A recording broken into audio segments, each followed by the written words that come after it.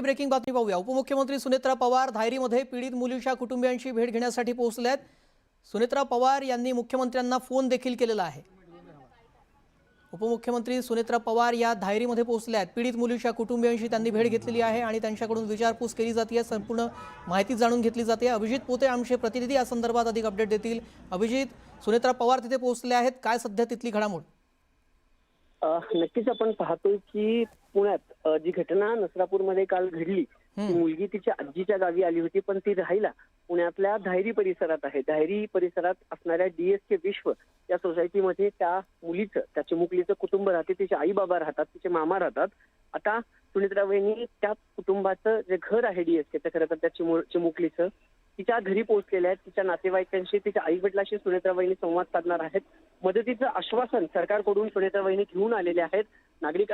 इतर नागरिकांची किंवा तिच्या कुटुंबाची जी मागणी होती ती फास्ट ट्रॅक कोर्टात हा सगळा खटला चालवा। मुख्यमंत्र्यांनी यावर स्पष्टीकरण दिले की या नराधमाला मृत्यूदंडाची शिक्षा होईल, हीच खरं तर आम्ही कारवाई करू। आता कोर्टातून त्याला 7 मे पर्यंतची पोलीस कोठडी दिली आहे, पण तत्पूर्वी हे सगळे सुनेत्रा वहिनी जे आहेत त्या सुनेत्रा पवार आता कुटुंबियाशी संवाद साधण्यासाठी, त्या नातेवाईकांशी बोलण्यासाठी, ज्या चिमुकलीवर ही वेळ आली होती किंवा ज्या चिमुकलीची हत्या या 65 वर्षीय नराधमानं केली होती, तिच्या घरी पोहोचलेल्या आहेत। कुटुंबानं अजूनही त्या चिमुकलीचा मृतदेह जो आहे तो ताब्यात घेतला नाहीये। पुण्यातील ससून रुग्णालयात त्या चिमुकलीचा मृतदेह आहे। कुटुंबाची मागणी आहे की स्वतः केंद्रीय गृहमंत्र्यांनी देखील या प्रकरणात लक्ष घालावं आणि लवकरात लवकर या नराधमाला फाशीची कठोर शिक्षा व्हावी, आणि त्यासाठी या कुटुंबाने अजूनही मृतदेह ताब्यात घेतला नाहीये। मुख्यमंत्र्यांनी आश्वासन केलं होतं की मृत्यूदंडाची शिक्षा होईल, हेच प्रयत्न शेवटपर्यंत सरकार करेल आणि त्याला शिक्षा जरूर देऊ। फास्ट ट्रॅक कोर्टात हे सगळं प्रकरण चालू, पण तत्पूर्वी आता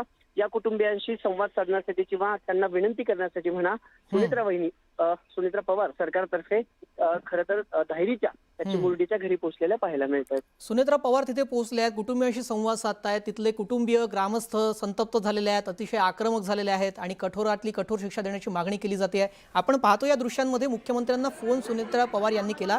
मुख्यमंत्र्यांशी काय चर्चा करण्यात आलेली आहे, त्याबाबतची काय माहिती आहे? ती माहिती अजून मिळू शकली नाहीये। मुख्यमंत्र्यांनी आश्वासित केलेलं आहे, पण त्या कुटुंबियांना मुख्यमंत्र्यांशी बोलायचं होतं, म्हणून हा फोन लावला गेला असं बोललं जाते। आता नेमकं मुख्यमंत्र्यांचं आणि त्या कुटुंबियांचं काय नेमकं बोलणं झालंय, कुटुंबांनी मुख्यमंत्र्यांकडे काय मागणी केली आहे, कुटुंब समोर येऊन सांगतंय की मृत्यूदंडाची शिक्षा हीच एक मागणी आम्ही करतोय, मात्र मुख्यमंत्र्यांनी त्यांना काय आश्वासन दिले हे पाहणं महत्वाचं ठरणार आहे। अभिजित, एक सध्या महत्वाची घडामोड येते ती मी प्रेक्षकांना सांगतो। आरोपीला फाशीश करणार असं आश्वासन मुख्यमंत्र्यांनी दिलेलं आहे, कारण पीडितेच्या वडिलांशी मुख्यमंत्र्यांचा संवाद झाल्याचं कळत आहे। पीडिताच्या वडिलांशी मुख्यमंत्री देवेंद्र फडणवीस यांनी संवाद साधल्याचं कळतंय आणि आरोपीला फाशीश करणार असं आश्वासन देखील देण्यात आलेलं आहे। थोड्याच वेळापूर्वी आपण या संदर्भात नमूद केलं की इथले कुटुंबीय आक्रमक झालेले आहेत आणि मृतदेह ताब्यात घेण्यासाठी ते अद्यापही तयार नाही आहेत आणि मुख्यमंत्र्यांकडून कठोरातली कठोर कारवाई करण्यात यावी अशी मागणी केली जात होती। आणि त्यानंतर आता मुख्यमंत्र्यांनी हे आश्वासन कुटुंबियांना दिल्याचं कळतंय। थेट वडिलांना फोन केला, वडिलांशी संवाद साधलाय मुख्यमंत्र्यांनी आणि हे आश्वासन दिलेलं आहे। अतिशय मोठी ही बाब आहे।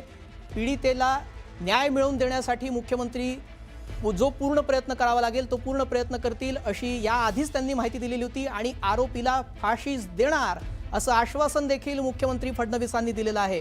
आणि हे प्रकरण फास्ट ट्रॅक कोर्टवर चालवलं जाणार आहे आणि जी न्यायालयीन प्रक्रिया आहे ती लवकरात लवकर कशी पार पाडता येईल आणि या नराधमाला कठोरातली कठोर शिक्षा कशी देण्यात येईल या संदर्भात स्वतः मुख्यमंत्र्यांनी दखल घेतलेली आहे आणि या आरोपीला फाशीच देणार असं आश्वासन मुख्यमंत्र्यांनी दिलंय।